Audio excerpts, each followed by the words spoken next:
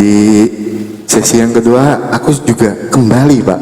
Aku belum dapat poinnya. Maksud aku itu seperti ini Pak. Kesaksian hidup. Gitu. Ya. Aku terangin sedikit. Tujuan kita beragama supaya hidup kita lebih baik lagi. Iya, Misalnya, Bapak dari agama Kristen pindah ke agama Islam supaya hidup Bapak lebih baik lagi. Gitu. Nah, yang saya mau dengarkan sebenarnya Pak, karena room saya juga kesaksian Kristen. Makanya dari awal saya sudah bicara tentang kesaksian tadi. Yang mau saya dengarkan, yang Bapak rasakan, perubahan hidup apa sih yang Bapak rasakan? Misalnya, dulu Bapak seorang yang tadi aku bilang kan, dulu Bapak seorang yang temperamen, emosional. Nah, ketika Bapak sudah mempelajari agama Islam, ketika Bapak sudah membaca Al-Quran, sudah mengerti isi dari Al-Quran, perubahan hidup yang Bapak alami, Bapak jauh tidak menjadi seseorang yang emosional. Itu karena fokus saya itu maksudnya gini Pak, kalau bicara tentang ajaran agama, itu udah hampir tiap hari kita dengarkan. Yang lebih penting buat saya ingin mendengarkan gimana agama itu benar-benar hidup di dalam hidup kita. Akan jadi percuma. Misalnya Pak, kita hafal Alkitab, kita hafal misalnya, walaupun saya pribadi kalau disuruh hafal Alkitab saya nggak bisa Pak. Kita hafal Alkitab, kita jago khotbah, kita jago kalau disuruh baca ayat ini, ayat itu, ayat ini, kita jago. Tapi kalau hidup kita tidak menjadi contoh buat orang-orang yang mendengarkan, buat orang-orang yang ada di lingkungan kita, saya rasa itu nonsen. Itu. Nah, yang saya pengen dapatkan, misalnya, saya coba mengutip tadi ya, yang Bapak sampaikan tadi ada dua yang saya catat. Al-Quran pedoman bagi manusia. Nah, itu saya sepakat. Al-Quran pedoman bagi orang Islam. Sebagai landasan dia. Gimana dia hidup menurut Al-Quran. Apa yang diajarkan di dalam Al-Quran, itu hidup di dalam dirinya, dan dia menjadi contoh buat orang-orang yang melihat Bapak. Gitu. Sebenarnya yang saya mau dapatkan tadi itu Pak.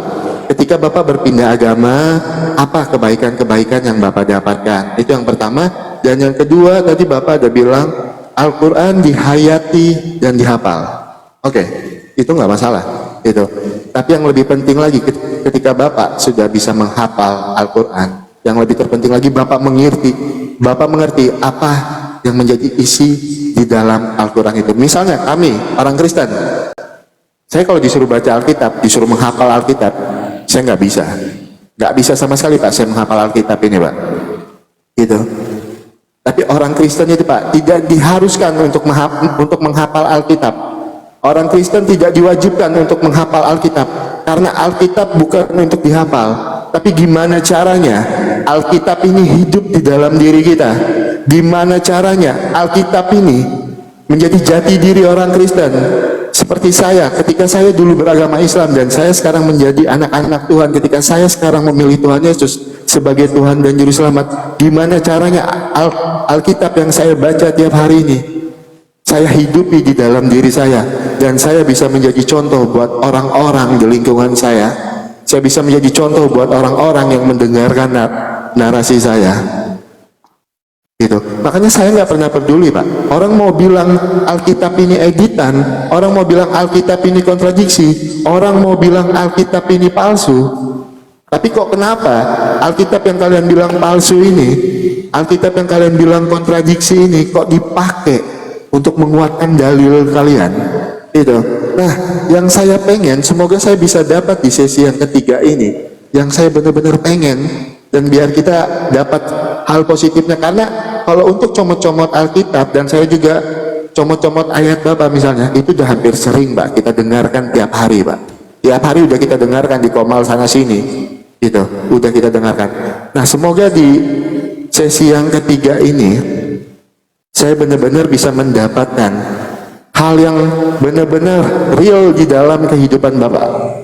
Kebaikan apa yang Bapak alami di dalam kehidupan Bapak dulu yang belum pernah Bapak lakukan ketika di agama Kristen, dan sekarang ada kebaikan yang Bapak lakukan ketika Bapak sudah beragama Islam. Semoga di sesi yang ketiga ini saya benar-benar ingin mendapatkan kebaikan apa sih? Misalnya Pak, saya kasih contoh Pak ya, kayak blokir permanen kemarin waktu PK sama saya. Dulu dia orang yang temperamen misalnya. Dulu orang dia yang kalau beribadah itu asal-asalan. Ketika dia beragama Islam, dia lebih teratur untuk sholat. Nah, yang pengen saya dapatkan itu Pak sebenarnya Pak, bukan masalah comot-comot kitab itu. Karena kalau comot-comot Alkitab Pak, itu apa ya, kalau saya punya pikiran orang mau mencomot gimana pun isi dari Alkitab, saya dan teman-teman anak-anak Tuhan yang lain tuh nggak peduli, karena kami lebih tahu kebenarannya itu kan, karena kami membaca Alkitab, kami mencari kebenaran di dalam Alkitab.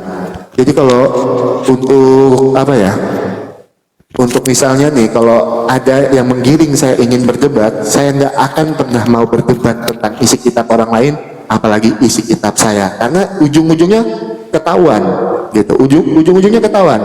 Semua yang saya sampaikan tidak akan mau diterima. Karena apa?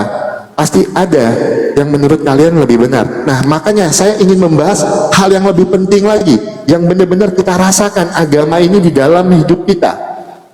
Itu karena tujuan kita beragama, tujuan kita percaya, Bapak percaya kepada Al-Quran, saya percaya kepada Alkitab, supaya hidup kita lebih baik. Yang ingin saya dengarkan jauh lebih penting lagi, gimana agama Islam hidup di dalam diri Bapak, membawa hal-hal positif di dalam diri Bapak, dan gimana agama Kristen hidup di dalam diri saya, ajaran Kristen hidup di dalam diri saya dan membawa hal-hal positif di dalam diri saya. Karena kami di agama Kristen, pohon itu Pak, hasilnya dilihat dari buahnya Pak. Itu buah yang baik berarti pohonnya baik. Itu semoga di sesi yang ketiga ini saya bisa dapatkan itu dari Bapak, dan kalau bisa nggak perlu comot-comot Alkitab gitu. Ya. Karena gini Pak, kalau Alkitab itu Pak, orang mau comot-comot gimana pun Alkitab, kami orang Kristen, kami paham, kami lebih paham isi dari Alkitab, dan Bapak Islam, Bapak akan lebih paham isi dari Al-Quran dibandingkan kami orang Kristen. Itu Pak ya, mohon maaf kalau ada kata-kata saya yang salah, silahkan dilanjutkan Pak. Iya, sebetulnya apa yang Anda maksudkan itu sebetulnya sudah terjawab, tetapi saya akan memberikan penjelasan ya, yang sehubungan dengan apa yang saya telah alami sekarang. Nah, saya mengulangi tadi, siapa yang mengikuti ya pedoman atau kalimat-kalimat Allah dalam Al-Quran itu pasti diberkati oleh Allah, usia panjang, ya, jauh dari malapetaka dan sebagainya. Nah, sekarang itu saya dapatkan ya, saya terbuka saja ya, dan selama ini saya tidak pernah ya buka kekurangan saya. Selama saya sebagai Kristen, saya punya penyakit ya, yang saya tidak perlu sebutkan penyakit apa, tetapi penyakit ini sejak kecil saya sudah ada. Tapi setelah saya syahadat ya, mualaf, penyakit itu hilang. Satu bukti itu adalah pertolongan Allah. Satu bukti bahwa Allah izinkan saya berada di agama ini. Lalu kedua, dulu memang saya sudah pelayan, saya bisa berkhotbah, saya bisa menterjemahkan orang asing, khotbah bahasa Inggris saya bisa terjemahkan. Ya, namun saya punya temperamen ya, emosional ya. Sewaktu-waktu saya marah-marah anak-anak, istri dan sebagainya. Tetapi setelah saya menjadi seorang Muslim, ya, saya berubah temperamen saya. Ya, luar biasa. Nah, saya pikir siapapun tidak bisa merubah temperamen saya, tetapi hanyalah Allah. Ya, itu luar biasa. Lalu hal-hal apa lagi yang saya temukan? Ya, saya terus terang saja hobi belajar bahasa asing. Ya, nah setelah saya menjadi seorang Muslim, ya, saya sudah bisa berbaca, saya bisa baca Al-Quran, saya bisa sedikit berkomunikasi bahasa Arab. Iya. Dan saya bisa kembangkan bahasa Inggris saya. Iya. Saya sebelum masuk Islam, saya sering ke luar negeri. Setelah masuk Islam, saya diberikan kesempatan ke Mekah. Itu hadiah dari mana itu? Kalau bukan dari Allah. Ya, luar biasa. Ya. Dan pada saat ini, setelah saya menjadi Muslim, sudah 2 tahun lebih, saya tidak pernah sakit, sehat terus. Ya, walaupun usia saya sudah tua, tetapi semangat luar biasa. Dan setelah saya menjadi Muslim, saya diberikan kesempatan khotbah di masjid. Ya, sudah berapa masjid saya datangi, saya diundang khotbah, dan saya juga diberikan kesempatan menyampaikan kesaksian, menyampaikan dakwah di mana-mana.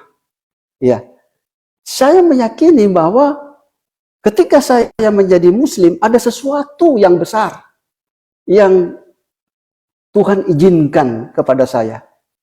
Ya, keluarga saya sendiri mengakui, Papa setelah masuk Islam sekarang berbeda, ramah, kepada sesama dan sebagainya.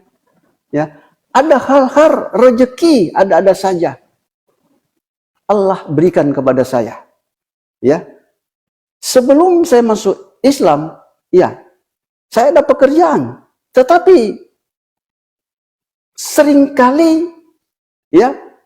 di dapur itu kekurangan makanan. Tetapi setelah saya jadi Muslim, justru saya banyak memberikan kepada tetangga, memberikan sedekah kepada orang-orang miskin dan sebagainya.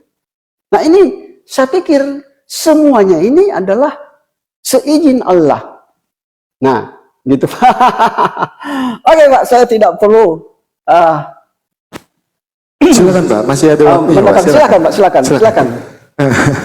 Luar biasa, itu yang saya maksud tadi, luar biasa. Akhirnya saya dapat poinnya. Gitu. Itulah Pak. Jadi saya nggak tahu ya Bapak sepakat atau enggak ya. Jadi jujur ya teman-teman yang di bawah juga, saya baru kenal sama Pak Dante ini ya. Dan saya baru 1 kali PK sama beliau. Kita mulai lagi Pak ya. Sebentar ya. Iya, tidak apa-apa Pak. Di kemudian lagi kita bisa. Boleh, itu dialog kita mulai ini, 1 kali lagi, silakan. Itu saya baru kenal sama Pak Dante. Saya sangat menghargai beliau.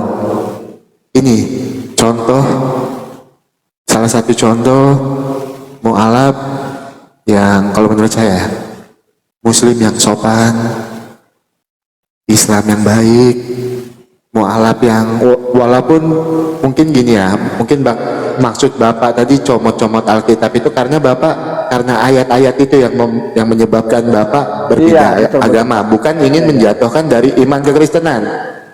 Itu saya tadi nangkapnya di situ ya, itu. Tapi luar biasa, saya sangat mengapresiasi Bapak orang pertama yang saya jumpai ketika Bapak berpindah agama dan Bapak tidak menghujat atau menjatuhkan iman kekristenan. Nah, karena ada waktu sedikit lagi, aku mau bawa satu tema lagi. Ini banyak sekali yang sedang kita hadapi Pak, dan aku ingin Bapak sedikit memberi tanggapan. Kita nggak usah pakai waktu, mungkin ya setelah ini Bapak bisa memberi tanggapan dan saya nanti akan memberi tanggapan lagi. Gimana tanggapan Bapak sama hal-hal yang lagi marak terjadi sekarang?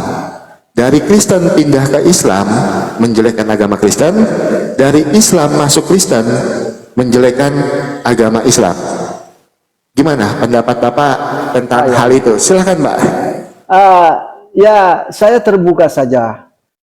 Saya sering menyampaikan narasi pada akun saya sebelum saya mengundang teman-teman untuk diskusi.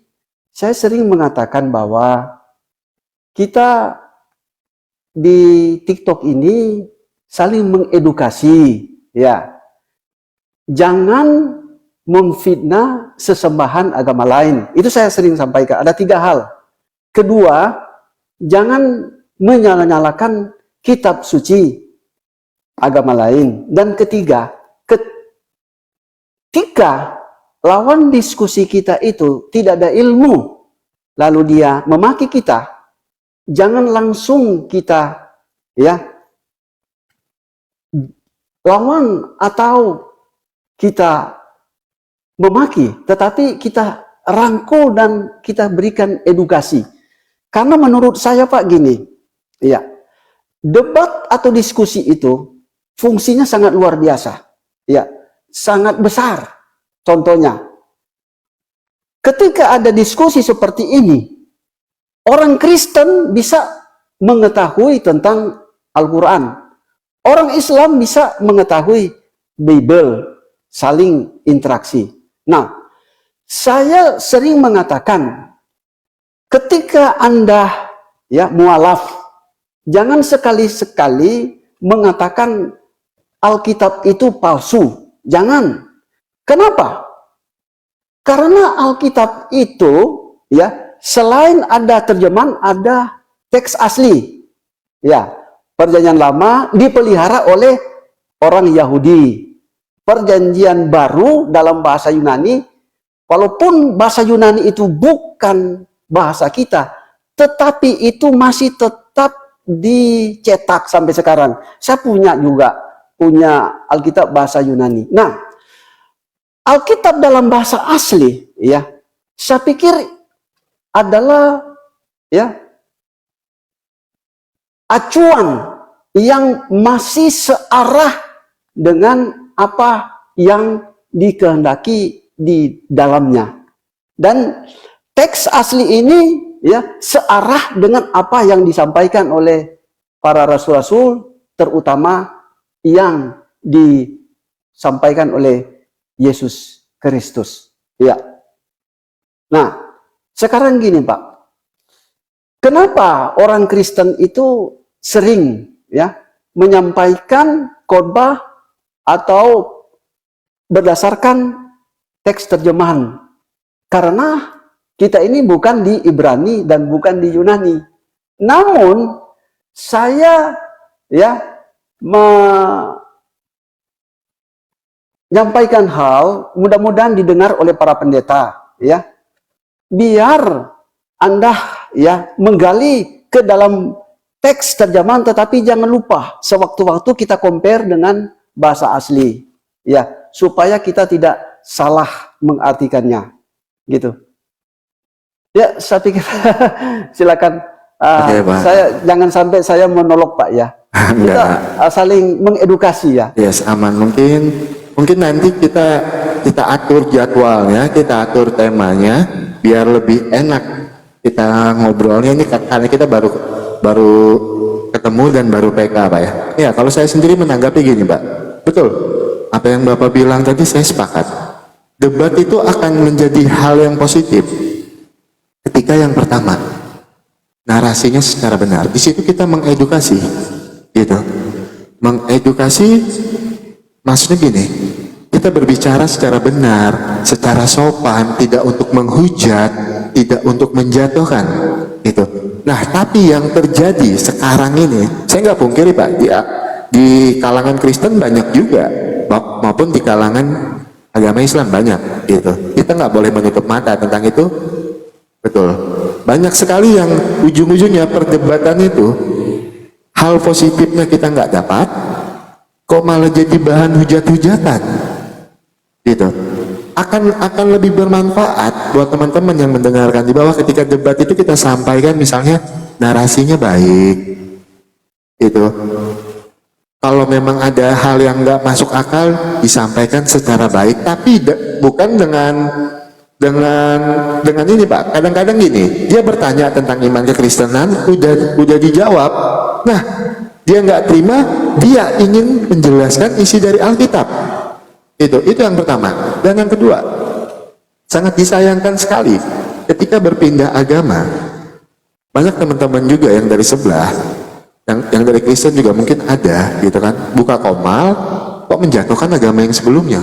Bahkan kalau kita lihat tema-temanya itu luar biasa sekali, menjatuhkan iman kekristenan, menjatuhkan iman lain juga, gitu. saya nggak pungkiri di kalangan Kristen juga ada yang seperti itu, berpindah agama dengan tujuan menjatuhkan iman sebelumnya. Harusnya ketika kita berpindah agama, yuk kita buka komal, kita bahas iman kita yang baru sebagai landasan apa? Untuk membentengi diri kita. Karena juga ada beberapa orang di luar sana yang punya alasan kenapa dia membahas Bible, kenapa dia membahas iman kekristenan sebagai landasan, sebagai dasar untuk membentengi diri. Kalau saya lebih setuju ketika kita ingin membentengi diri kita, pelajari agama kita secara benar, pelajari iman kita secara benar tanpa menjatuhkan iman lain. Contohnya, misalnya ketika saya sudah mempelajari Alkitab secara benar, orang mau bilang apapun tentang Tuhan Yesus manusia, Tuhan Yesus itu utusan, Tuhan Yesus itu seperti apa, itu nggak akan masuk, Pak. Karena apa? Saya sudah mempelajari Alkitab, saya sudah membaca Alkitab, gitu. Dan saya pede dengan iman saya, gitu. Nah, kalau menurut saya hal paling penting ketika kita ingin membentengi diri kita, pelajari agama kita secara benar, pelajari iman kita secara benar sebelum kita mempelajari iman lain, sebelum kita kutip-kutip kitab orang lain, apalagi dengan tujuan untuk menjatuhkan, gitu. Itu yang kedua. Dan yang ketiga, saya lupa tadi apa ya? Apa tadi? Aku lupa. Bapak tadi ngomong apa yang mau aku bantah? Sebentar teman-teman. Aku lupa. Aku tadi mau ngomong apa? Cuman mungkin gini ya. Aku sepakat sama Bapak untuk hal yang pertama, tapi kita nggak boleh menutup mata juga. Masih banyak teman-teman kita di luar sana yang tiap hari buka komal, menjatuhkan iman kekristenan, dan sangat disayangkan sekali. Giliran ditanya tentang imannya, nggak bisa jawab. Itu karena apa? Terlalu banyak bahas Alkitab tiap hari, gitu. Terlalu banyak bahas iman orang lain tiap hari. Giliran ditanya imannya, salah ngasih data. Itu makanya pentingnya kita mempelajari iman sendiri sebelum kita mengintervensi iman lain. Pentingnya kita mempelajari agama kita sebelum kita menghujat agama lain. Karena apa? Ketika kita sudah mempelajari agama kita secara benar, tidak akan mungkin keluar dari mulut kita untuk menjatuhkan iman lain, untuk menghujat agama lain. Gitu. Karena saya yakin di Islam juga diajarkan tidak boleh menghujat Tuhan lain. Surat Al-An'am 108. Tapi masih banyak orang-orang di luar sana, bahkan ajarannya sendiri ditentang. Bilang Tuhan Yesus netek, Tuhan Yesus pakai kolor. Apakah itu tidak menghujat iman lain? Apakah itu sesuai dengan ajarannya? Itu. Dan banyak juga orang-orang Kristen, kita diajarkan kasih. Tidak boleh juga kita ketika ada orang menghujat iman kita, kita balas lagi untuk menghujat imannya. Nggak perlu begitu. Kita orang Kristen diajarkan kasih. Kasihilah musuhmu seperti kamu mengasihi dirimu. Gitu. Ketika ada orang yang menghujat iman kita, ketika ada orang yang menghujat keyakinan kita, menghujat Tuhan Yesus, nggak perlu kita balas. Gitu. Nggak apa-apa. Semakin mereka menghujat, semakin kita yakin Tuhan Yesus adalah Tuhan dan Juru Selamat. Yes, maaf Pak, aku nggak bisa terima ini. Mungkin Bapak kalau ingin bernarasi silahkan tuh satu kali lagi. Cuman kita nggak usah PK karena setelah ini kita udah dulu. Nanti saya DM Bapak, saya follow akun Bapak. Kita atur waktu ya Pak ya. Kita atur waktu untuk supaya kita lebih panjang nanti. Iya. Silakan Pak. Kalau ingin bernarasi dulu silakan. Oh iya. Gini. Masih ya ingin menyampaikan kenapa diskusi dan debat itu tidak bisa dielakkan. Itu bukan hanya di Indonesia, tetapi secara global. Ya, gini. Ini ada hubungan ya. Kenapa para apologetik Muslim itu selalu membahas Bible? Itu ya yang saya ingin sampaikan. Kenapa? Nah, mari kita melihat ya. Tapi sebelum saya lanjut, apa suara saya kedengaran? Aman Pak. Oh ya, gini. Yahudi kan duluan datang dari Kristen. Nah, Kristen membahas Perjanjian Lama. Justru Kejadian sampai ya malaikat itu ditempelkan, artinya membahas, ya. Lalu selanjutnya, ya, Kristen datang duluan daripada Islam. Seperti saya sebutkan tadi, Kristen kecenderungan membahas Perjanjian Lama. Nah, kalau demikian, pasti ya Kristen tidak akan menolak ya Muslim ketika ada waktu-waktu tertentu dalam diskusi membahas hal ini. Ya. Sebab ada juga Pak ya, ada pada Ali Imran ayatnya yang ke-64. Katakanlah dalam kurung Muhammad, wahai ahli kitab, mari kita menuju kepada satu kalimat pegangan yang sama antara kami dan kamu, bahwa kita tidak menyembah selain Allah dan kita tidak menyekutukannya dengan sesuatu pun, dan bahwa kita tidak menjadikan satu sama lain Tuhan-Tuhan selain Allah. Nah, ini ada ya dalil bahwa kita bisa, ya khusus para ustadz yang menyatakan diri apologetik, ya, ada dalil untuk ya menyampaikan kepada ahli kitab itu. Menurut saya Pak, ahli kitab itu adalah orang Yahudi dan Kristen yang paham ya Bible-nya itu dalam teks asli. Disebutkan di sini biar kita memiliki satu pegangan ya antara kamu yaitu Yahudi atau Kristen dan kami Islam. Kita memiliki satu pegangan. Apa pegangan itu? Kalau kita lihat pada ya kalimat per kalimat ya, di situ kita temui bahwa ya jangan menyembah selain Allah dan jangan menyekutukan ya satu sama lain dengan Tuhan-Tuhan. Nah, ini yang diaturkan, yang disampaikan ya dalam arena debat atau diskusi itu. Jadi tidak bisa dielakkan Pak. Muslim itu datang bukan berarti bahwa dia mampu. Memang kelihatannya ada begitu banyak para ustadz-ustadz itu ya cerdas. Banyak ayat-ayat Bible justru. Dan justru ada pendeta mengungkapkan ya rata-rata dalam diskusi apalagi membahas ketuhanan ya orang-orang Kristen tumbang. Ya, ada seorang pendeta sampaikan gitu. Ya. Namun bukan masalah kalah menangnya, bukan. Tetapi memang sudah begitu karena Al-Quran itu yang terakhir, maka ada hal-hal ya yang diatur untuk mengingatkan kepada ahli-ahli kitab itu supaya dia kembali ke dalam bahasa asli atau teks asli ya. Yes. Oke Pak, silakan. Oke. Kalau masalah itu aku sepakat, kan aku bilang sama Bapak, diskusi yang baik ketika dilakukan dengan baik, dilakukan secara beradab dengan narasi yang baik, why not? Banyak sekali pelajaran-pelajaran yang kita dapatkan di sana ketika diskusi itu dilakukan secara baik, gitu. Nah, saya mau menanggapi tadi Bapak udah bilang bahkan pendeta pun keok gitu.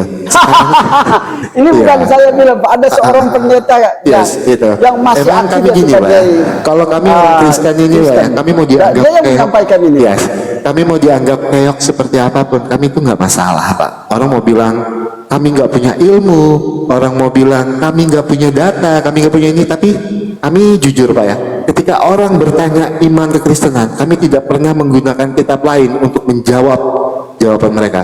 Yang kami pakai Alkitab. Gitu. Kami tidak pernah pakai kitab-kitab lain ketika pertanyaan tentang Alkitab. Jarang sekali dan mungkin nggak ada. Gitu. Kami misalnya ditanya Alkitab, terus kami kutip nih kitab orang lain untuk menguatkan dalil Alkitab. Nggak pernah Pak. Karena apa? Alkitab kami sempurna. Alkitab kami tidak butuh dukungan atau support dari kitab-kitab lainnya.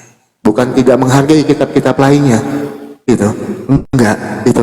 Tapi kami tidak pernah ketika ditanya tentang iman kami gunakan kitab lain untuk menjawab pertanyaan itu. Yang selalu kami gunakan Alkitab untuk menjawab pertanyaan kami.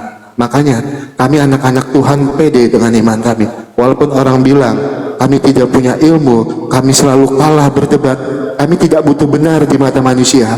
Yang pasti Pak, kami butuh benar di mata Tuhan. Itu yang kami kejar. Kami tidak pernah mau benar di mata orang yang menjatuhkan iman kami. Kami tidak mau menang di mata orang yang menjatuhkan iman kami. Yang pasti kami bisa benar di mata Tuhan. Itu lebih baik buat kami Pak. Gitu. Nah, kalau masalah debat tadi, saya ulangin lagi, nggak ada yang salah berdebat. Cuman yang jadi permasalahan itu gini Pak. Oke lah, misalnya dalam 1 minggu, gitu kan?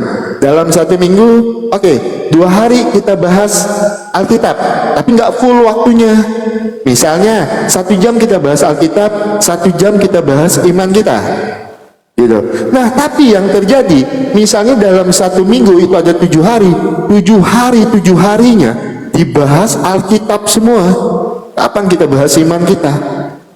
Kapan kita memperdalam iman kita? Kalau yang kita bahas itu kitab orang lain, harusnya kita mempelajari iman kita dulu secara benar sebelum kita mempelajari kitab lain. Karena ketika saya masuk Kristen, ketika saya memilih Tuhan Yesus sebagai Tuhan dan Juru Selamat, saya tidak pernah mempelajari kitab lain. Yang saya baca tiap hari Alkitab atau buku-buku lain yang bersangkutan tentang iman kekristenan. Karena apa Pak? Tujuan saya masuk Kristen bukan untuk saya viral cari uang, bukan untuk saya cari koin, bukan untuk saya viral di YouTube, enggak. Tujuan saya masuk Kristen supaya saya diselamatkan Tuhan Yesus. Karena mujizat Tuhan Yesus yang nyata di dalam kehidupan saya. Gitu. Jadi saya tidak pernah mempelajari iman lain. Saya boleh baca-baca sebentar, oh ya udah. Misalnya kalau menurut saya, oh aneh ya isi kitab ini ya. Saya selalu buang pikiran saya, mungkin saya salah mengartikannya. Yang saya tanamkan di dalam hati saya, kalian yang punya kitab akan lebih paham isi dari Alkitab. Itu. Yang terpenting buat saya pelajari Alkitab, saya baca Alkitab, supaya apa? Supaya saya hidup seturut dan sekehendak dengan firman Tuhan. Itu kenapa kami orang Kristen, walaupun yang Bapak bilang tadi kata orang ada pendeta yang keok, tapi nggak masalah keok, tapi kami baca, ditanya Alkitab, kami jawab melalui Alkitab. Kami tidak pernah lari dari Alkitab. Kami selalu hidup sesuai dan seturut dengan Alkitab. Kami bangga sebagai anak-anak Tuhan. Di luar Tuhan Yesus tidak ada keselamatan. Selamat malam Mbak, terima kasih banyak. Itu Bapak salah satu mu'alaf yang sangat-sangat sopan sekali yang pernah saya jumpai, yang tidak menghujat iman kekristenan. Saya sangat salut. Boleh saya tinggal 2 menit saja bisa? Oke, silahkan. Gini. Kalau saya perhatiin ya, pada Kisah Para Rasul itu ada khotbah Gamaliel. Kuncinya gini Pak, ya Anda bisa lihat sendiri Kisah Para Rasul bagian terakhir. Gamaliel menggambarkan sesuatu yang bukan dari Allah akan punah atau hilang dengan